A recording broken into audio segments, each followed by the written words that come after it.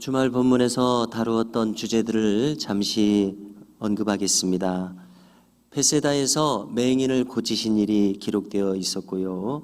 그리고 베드로의 신앙 고백이 나오고 이어서 주님은 십자가와 부활을 처음으로 예고하십니다. 다음에 제자의 길에 그 도리에 대해서 또 말씀하십니다. 이렇게 짧은 기록 중에 많은 주제들을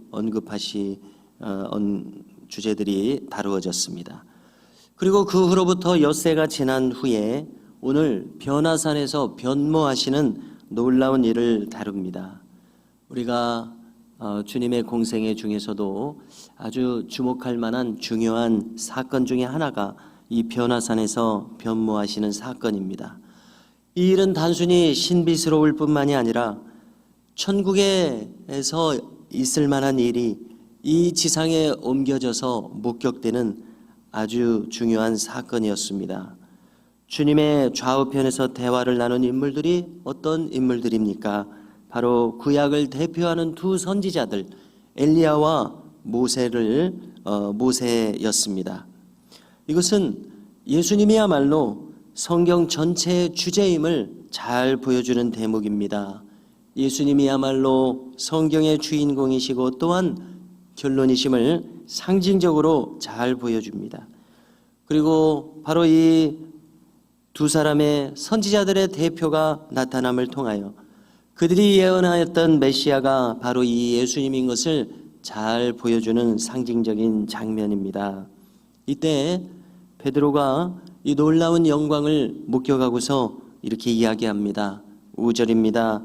랍비여, 우리가 여기 있는 것이 좋사오니 우리가 초막 셋을 짓되 하나는 주를 위하여, 하나는 모세를 위하여, 하나는 엘리야를 위하여 하사이다. 그래서 얼마나 이 변화산에서의 변모가 영광스러웠으면은 베드로가 이것에 도취되어 이렇게 말하겠습니까? 그에게도 현실 세상 속에서 가족이 있습니다. 엄연히 이 땅의 세상에 속하여 살아가고 있습니다.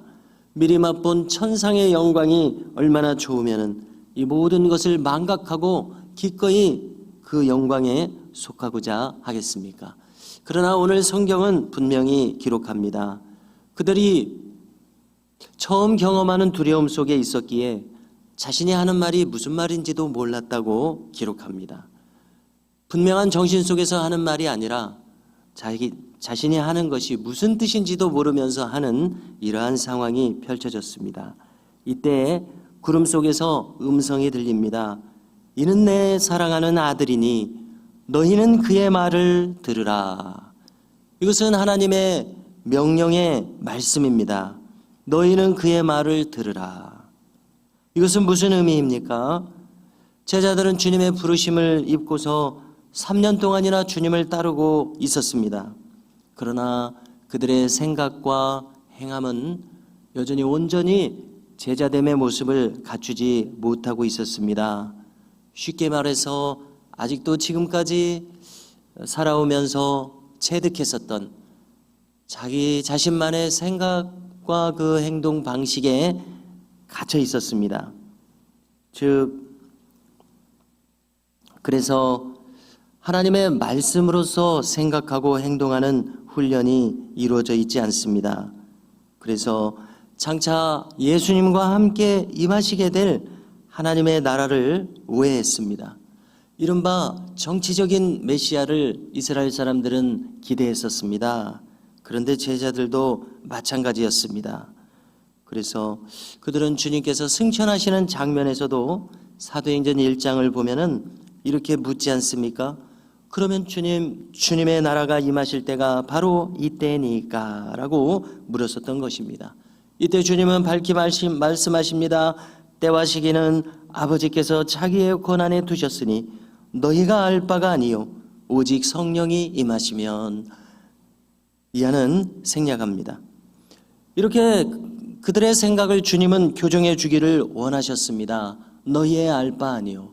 그래서 여기서도 제자들이 생각하는 하나님 나라가 임하는 것과 주님이 뜻하시는 하나님 나라가 임하는 것이 마치 동상이몽과 같이 서로 다른 초점에 놓여져 있음을 알 수 있습니다.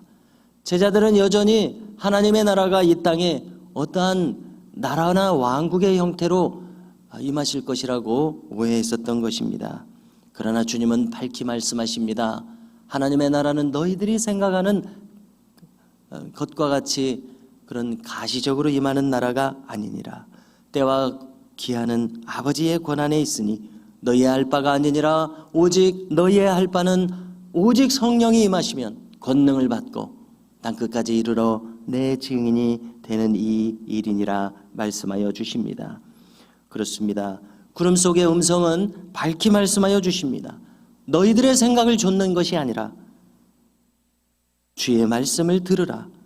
이처럼 언제나 우리가 믿음의 승리자로 나타나는 비결은 말씀 중심주의의 태도입니다. 나의 생각과 행동, 판단이 그릇될 수 있음을 늘 생각하며 하나님의 말씀은 과연 나를 어떻게 인도하시는가, 이 상황에서 나로 어떻게 행하기를 원하시는가를 늘 묻는 말씀 중심주의에 초점을 맞춘 신앙생활이 될 수 있기를 원합니다. 이제 주님은 제자들을 이끄시고 다시 산 아래로 내려오십니다. 왜냐하면 이 지상에서는 이 지상의 사명이 있기 때문입니다. 우리는 항상 현실 세상 속에서 발을 디디고 살아가고 있습니다. 우리의 본향은 저 영광스러운 위에 속하여 있지만 우리는 현실 속에서 하나님 나라를 이루어갈 사명을 부여받았음을 잊어서는 아니 될 것입니다. 그러므로 주님께서는 제자들에게 경고하십니다. 저 산 위에서 본 것을 아직은 아무에게도 이야기하지 말라. 인자가 죽은 자 가운데서 살아날 때까지는 아무에게도 이르지 말라. 왜이겠습니까? 저 영광스러운 것 사람들에게 말하면 좋지 않습니까? 이 영광스러움을 듣고서 사람들이 주께로 마음을 돌이킬 수도 있지 않겠습니까? 그러나 왜 주님은 말하지 말라고 말씀하십니까? 생각해 볼 때에 아직은 사람들이 감당할 수 없습니다. 그렇습니다. 우리도 종종 느끼게 됩니다. 우리가 늘 말씀을 대하며 기록된 말씀을 읽을 때에 저 영원한 영광스러운 나라 하나님의 나라가 장차 놀라운 영생의 축복과 함께 우리에게 주어질 것이지만 우리는 이 땅에서 발을 디디고 살아가고 있기에 현실 속에서 우리는 속하여 살아가고 있기에 너무나 동떨어진 것처럼, 즉 실감이 나지 않는 때가 너무나 많지 않습니까? 그러므로 주님께서는 이 놀라운 영광스러운 모습에 대해서 사람들에게 말해도 알아듣지 못할 것입니다. 그러므로 이것을 알게 되기 위해서는 하나님의 은혜가 필요합니다. 성령의 역사가 필요합니다. 그 때가 개개인에게 다르겠습니다마는 바로 그 때를 기다려야 함을 주께서는 잘 아시고 계신 것 같습니다. 예. 그래서 제자들은 이구동성으로 서로 묻습니다. 주님이 지금 말씀하시는 바 죽은 자 가운데서 다시 살아나는 것이 무엇일까? 이것은 정말 개인적으로 경험하지 않으면 알 수 없는 영역입니다. 주님의 십자가와 부활, 이것은 엄연한 진리입니다. 그러나 개인의 경험 속에서 믿어지지 않으면 믿을 수 없는 놀라운 진리라는 사실입니다. 제자들 또한 주님의 메시아 되심에 대해서 확신을 가지지 못했던 것 같습니다. 그래서 자신들이 아는 바 그대로, 자신들이 의심을 가진 바 그대로 주님께 묻습니다. 11절에서 주님, 그런데 어찌하여 서기관들이 엘리야가 먼저 와야 하리라 하나이까? 엘리야가 먼저 과연 온 것입니까? 누가 엘리야입니까? 이러한 질문이 여기에 포함되어 있을 것입니다. 주님 말씀하십니다. 엘리야가 과연 먼저 와서 모든 것을 회복하거니와 그러나 인자에 대하여도 기록하기를 많은 고난을 받고 멸시를 당하리라 하였느니라. 그렇습니다. 시편과 이사야서를 보면은 이미 메시아의 순환에 대한 예언이 기록되어 있는 것을 우리가 알 수 있는데요. 바로 이 점에 기초해서 주님이 말씀하시는 것으로 여겨집니다. 그리고 주님은 이어서 말씀하십니다. 과연 엘리야가 왔느니라. 그러나 기록된 대로 사람들이 함부로 대우하였느니라. 무엇을 가리키겠습니까? 이것은 세례 요한의 순교를 가리키고 있습니다. 그리고 동시에 주님 자신의 순환을 예고하고 계십니다. 그야말로 십자가의 소명은 순환받음이 없이는 이루어지지 않음을 주님의 말씀을 통해서 그리고 성경의 미리 예언하심을 통해서 잘 알 수 있습니다. 성도 여러분, 주님께서는 이 길이 순환의 길임을 아시면서도 걷고 계셨습니다. 또한 이 제자의 길도 고난을 면함받는 길이 아님을 주님은 일찍이 말씀해 주셨습니다. 우리가 이 사순절을 지내면서 사도 바울이 말한 것처럼 그리스도의 남은 고난을 우리의 육신과 삶에 채우는 것이 과연 무엇일지 묵상하며 행할 수 있는 은혜가 우리 모두에게도 있기를 간절히 바랍니다.